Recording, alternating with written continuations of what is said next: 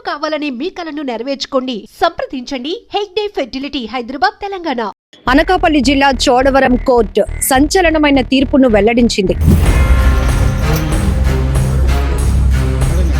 2015లో 6 ఏళ్ల చిన్నారి వేపాడ దివ్యను హత్య చేసినటువంటి గుణశేఖర్కు ఉరిశిక్ష విధిస్తూ ఇచ్చినటువంటి తీర్పు ఒక సువర్ణ అక్షరాలతో లిఖించదగినటువంటి చారిత్రాత్మకమైన తీర్పుగా ప్రతి ఒక్కరూ కూడా అభిప్రాయపడుతున్నారు.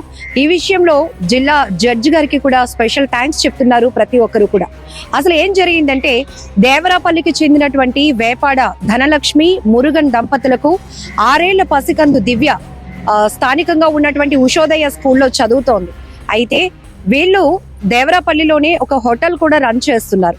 సరే, హోటల్లో పనిచేసేందుకు సాయంగా ఉంటుందని చెప్పి ధనలక్ష్మి తన తమ్ముడైన గుణశేఖర్ను, ఖమ్మం జిల్లాకు చెందినటువంటి గుణశేఖర్ను పిలిపించింది.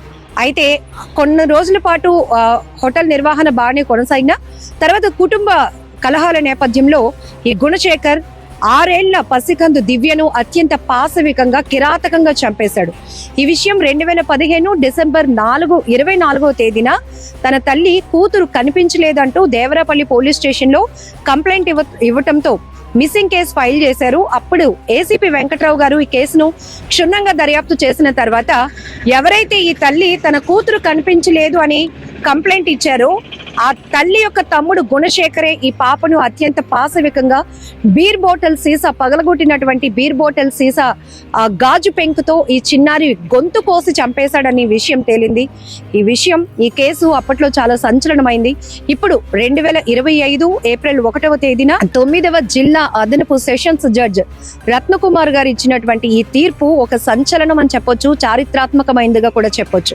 ఎవరైతే గుణశేఖర్ కు ఉరి శిక్ష విధిస్తూ జడ్జి గారు ఇచ్చినటువంటి తీర్పును న్యాయవాదులు ప్రతి ఒక్కరు కూడా హర్షం వ్యక్తం చేస్తున్నారు. చోడవరం కోర్టు హిస్టరీలోనే ఇది ఒక చారిత్రాత్మకమైన తీర్పుగా కూడా అభివర్ణిస్తున్నారు ప్రతి ఒక్కరు.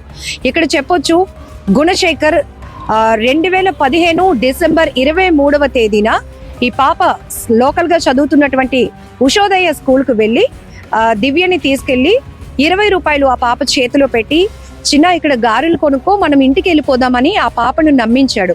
అది విలేజ్ కాబట్టి లోకల్ గా తినుబండారాలు అంటే పిండి వంటకాలు అవి అమ్ముతూ ఉండడం జరుగుతోంది. ఇవి చిన్నపిల్లలకి బాగా అలవాటుగా కూడా ఉంటుంది కాబట్టి ఒక 20 రూపాయలు ఇచ్చి అక్కడ గారెలు కొనుక్కోమని చెప్పి ఆ పాపను నమ్మించి లోకల్ గా ఉన్నటువంటి రైవాడ జలాశయం దగ్గర పిల్లల మెట్టకొండ వద్దకు తీసుకెళ్లి అక్కడ బీర్ బాటిల్ సీసా ఏదైతే ఉంటుందో దాన్ని పగలగొట్టి ఆ సీసా ముక్కతో ఆ చిన్నారి గొంతును కోసేశాడు, చంపేశాడు. అక్కడి నుంచి అతను పారిపోయాడు. ఆ తర్వాత ఈ విషయం తెలియలేనటువంటి ఆ కన్న తల్లి వెలువెల్లాడిపోయింది. కూతురు స్కూల్ కి వెళ్ళింది, కనిపించకుండా పోయిందంటూ డిసెంబర్ 24వ తేదీన దేవరాపల్లి పోలీస్ స్టేషన్ లో కంప్లైంట్ ఇవ్వడంతో పోలీసులు మిస్సింగ్ కేసు కింద ఫైల్ చేశారు. తర్వాత దర్యాప్తు చేసిన తర్వాత ఈ గుణశేఖరే ఈ పాపని హత్య చేశాడు అని తేలింది. ఇప్పుడు ఈ కోర్టులో ఈ కేసు నడుస్తూ ఉండగా ఈ రోజు సంచలనమైనటువంటి తీర్పును ఇచ్చారు జడ్జి అని చెప్పొచ్చు. ఎందుకంటే ఒక ముద్దాయికి ఉరి శిక్ష విధించినటువంటి కేసు డీల్ చేయడం కూడా చోడవరం కోర్టు హిస్టరీలోనే ఇది చారిత్రాత్మకమైంది. ఫస్ట్ టైం ఇలా ఒక ముద్దాయికి ఉరిశిక్ష విధిస్తూ ఇచ్చినటువంటి తీర్పుగా అక్కడ ఉన్నటువంటి అడ్వకేట్స్ కూడా మీడియా ముందుకు వచ్చి చెప్తా ఉన్నారు. దేవరాపల్లి గ్రామానికి చెందిన వేపాడ మురుగన్ మరియు ధనలక్ష్మి అను వారికి 6 సంవత్సరాల కుమార్తె దివ్య అను పాప ఉషోదయ స్కూల్లో యూకేజీ చదువుతుంది. ఈ దివ్య అనే పాపను అదే గ్రామానికి చెందినటువంటి గుణశేఖర్ అనే వ్యక్తి కుటుంబ కలహాల కారణంగా కక్ష తీర్చుకునే ఉద్దేశంతో అతి కిరాతకంగా బీరు బాటిల్తో ఆ పాప యొక్క పీకను కోసి దేవరాపల్లి బిల్లలమెట్ట వద్దకు తీసుకుని వెళ్లి అతి కిరాతకంగా ఆ పాపను హత్య చేసినందుకు గాను ఆ హత్యను అడిషనల్ పీపీ గారైన శ్రీ ఉగ్గిన వెంకట్రావు గారు తన వాగ్దాటితో విచారణలో హత్యను నిరూపించగా ఈ చోడవరం కోర్టు చరిత్రలోనే మొట్టమొదటిసారిగా సదరు గుణశేఖర్కు కోర్టు వారు ఉరిశిక్షను విధించారు. ఇది ఎంతో హర్షించదగినటువంటి విషయం. మరి సమాజానికి కోర్టులపై నమ్మకం కలగడానికి ఈ తీర్పు ఎంతో దోహదం చేస్తుందని మేము భావిస్తున్నాం. ఏదేమైనా చాలా బాధాకరమైన విషయం. ఈ కేసు అప్పట్లో చాలా సంచలనంగా మారింది. 6 ఏళ్ల పసికందును యూనిఫామ్ లో ఉంటుండగానే స్కూల్ నుంచి ఆ పాప బ్యాగ్ కూడా తనతో పాటు తీసుకెళ్లి, అయ్యో మా మామయ్య తీసుకెళ్తున్నాడు, నేను పరాయి వ్యక్తితో వెళ్ళట్లేదు, మామయ్యతోనే వెళ్తున్నాను, సో సేఫ్ గా ఇంటికి వెళ్తున్నాను అనుకుంది.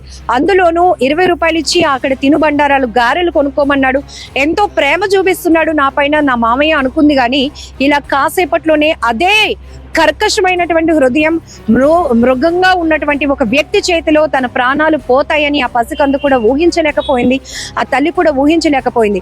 ఏదో ఒక పని కల్పించి అతన్ని ఒక స్టేబుల్ చేద్దాము, ఒక ఉపాధి కల్పిద్దాం, తను కూడా చక్కగా మాతో కలిసి ఉంటాడు అనుకుంది. కానీ ఇలా కసాయిగా తన తమ్ముడు మారి తనకే కడుపు కోత మిగులుస్తాడు అని ఆ కన్న తల్లి కూడా ఊహించలేకపోయింది.